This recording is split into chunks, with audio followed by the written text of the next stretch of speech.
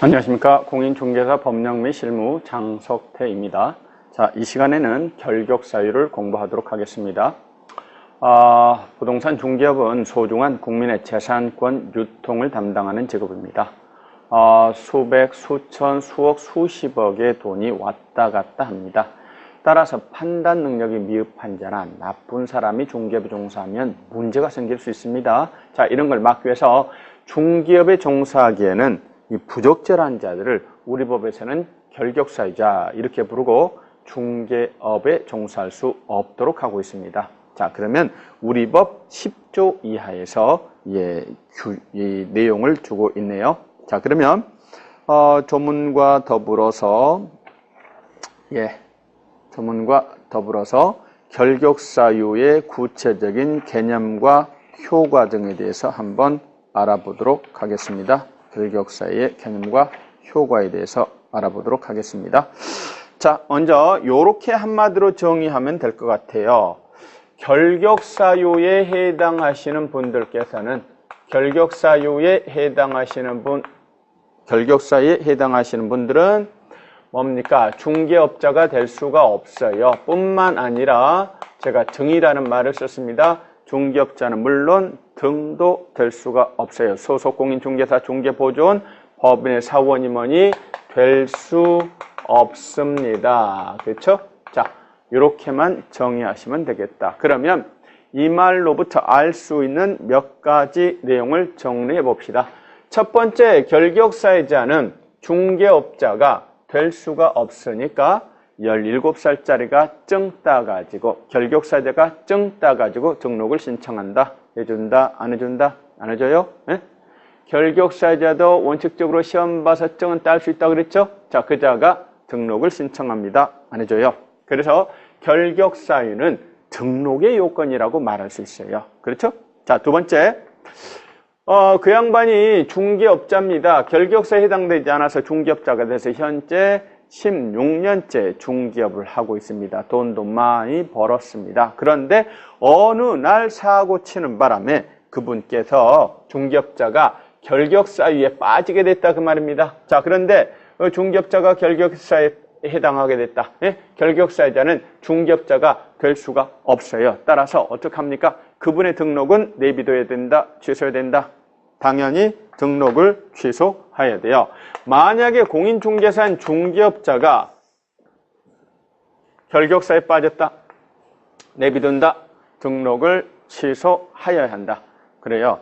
반드시 등록을 취소해야 돼요. 그자가 중개업자 계속하는 건 적절하지 않습니다. 자, 이번에는 법인입니다. 법인이 만약에 결격사유에 빠지게 됐다니까요. 법인 자체가 내비둔다, 취소해야 된다, 취소해야 돼요. 취소해야 됩니다. 자, 그런데요, 법인의 경우에는요, 법인을 이끌어 나가는 무한책임사원이 있습니다. 법인을 이끌어 나가는 임원이 있어요.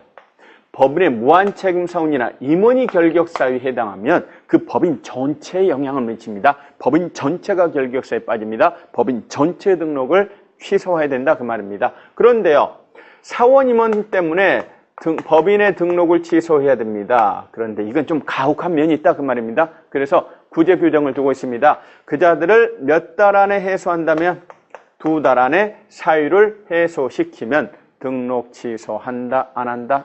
안 한다 그 말입니다. 그렇죠? 다시요. 법인의 경우에는요, 무한책임사원 임원이 결격사유에 해당하면 법인 전체가 결격사유에 해당한다. 등록을 취소해야 된다. 단 2달 이내 사유를 해소하면 등록 취소되지 않습니다. 자, 뿐만 아니라 결격사유자는 업자만 못 되는 겁니까? 등도 될 수가 없습니까? 등도 될 수가 없어요. 그래서 제가 중개업에 한번 뛰어들어 보고 싶어요. 일단 증이 없으니까 보조원 한번 해보고 싶어요. 근데 결격사유에 해당하면 보조원 취직 자체가 안 돼요.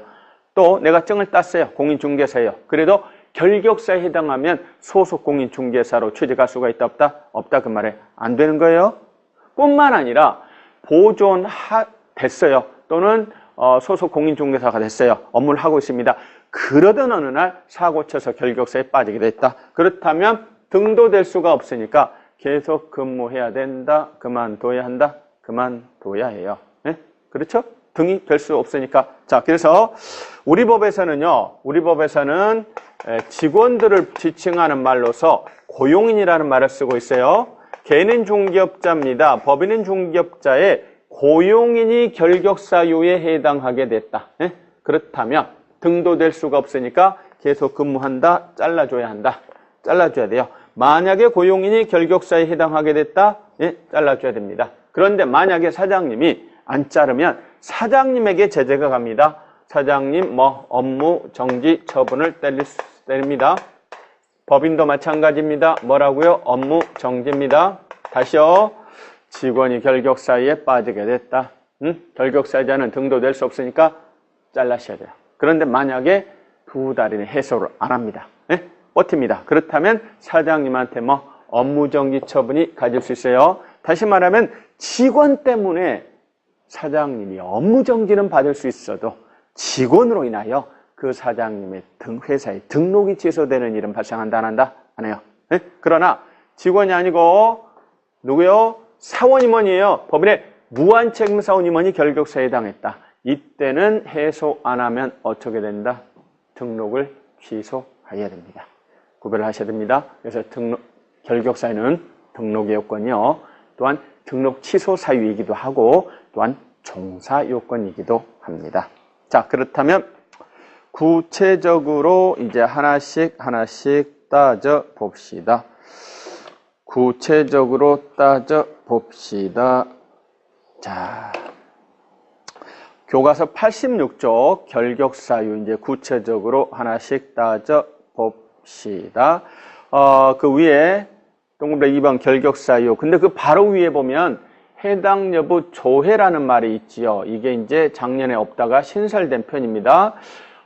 이 말이 없어도 당연히 결격사유 해당 여부를 관계기관에 조회할 수가 있었어요. 근데 이번에는 법의 근거를 분명히 마련한 거네요. 자, 법적 근거만 마련했을 뿐입니다. 거기 보면 등록관청께서는 중개업자 등이 결격사유에 해당하는지 여부를 관계기관에 조회를 못한다, 조회할 수 있다, 조회할 수 있죠. 그렇습니다.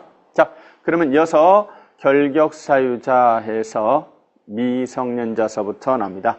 하나씩 공부를 해봅시다. 첫 번째 미성년자는 몇 살입니까? 만 19세 달하지 아니한 자입니다. 예? 16살짜리가 중개업자 등이 될 수 있나요? 없어요.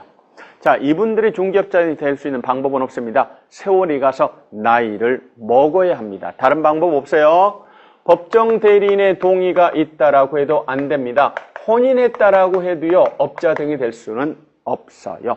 혼인에 의한 성년의자는 개별법 영역에서는 인정이 안 돼요. 개별법에서는 나이로만 따집니다. 나이를 먹어야만 업자 등이 될 수 있습니다. 두 번째 봅시다. 옛날에 금치산자라고 했습니다. 또 한정치산자라고 했습니다. 자, 그런데 이제 민법이 개정돼 가지고 좀 바뀌었죠. 이제 금치산자라고 표현하지 않습니다. 뭐라고 표현합니까? 그렇습니다. 피성년 후견인이라고 표현이 됩니다. 자, 한정치산자라고 이제 표현하지 않습니다. 피한정 후견인이라고 이제 불리게 됐습니다. 제도 자체가 좀 바뀌었네요. 자, 참고로 이 사람은 누구냐 봤더니 피성년 후견인은요, 정신적 제약으로 인하여 지속적으로 결여되어 있는 사람이에요. 자, 이 사람은요, 그 정도는 아니고 정신적 제약으로 처리 능력이 부족한 사람입니다. 얘는 지속적으로 결여된 사람이고 얘는 부족한 사람입니다. 이때 주의하실 거는 지속적으로 결여됐다라고 해서 당연 결격사유자가 되는 거 아닙니다. 또는 그냥 부족하기만 했다고 해서 당연 결격사유자가 되는 건 아닙니다. 이를 이유로 법원으로부터 뭘 받아야 돼요? 예컨대 이자 같으면 성년 후견 개시 심판을 받으셔야 되고, 얘 같으면 한정 후견 개시 심판을 받아야 피성년 후견인 피한정 후견이 되는 겁니다. 그냥 부족하다는 이유로만 갖고 되는 거 아닙니다. 자, 그러면 벗어날랍니다. 이때는요, 법원의 종료 심판을 받으셔야 돼요.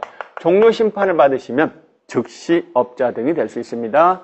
자, 이분께서요, 피성년 후견인입니다. 법정 대리인의 동의가 있다라고 해도 중개업자 등이 될 수는 없어요. 또는 피성년 후견인입니다. 개시 심판받고 5년 지났다고 그래서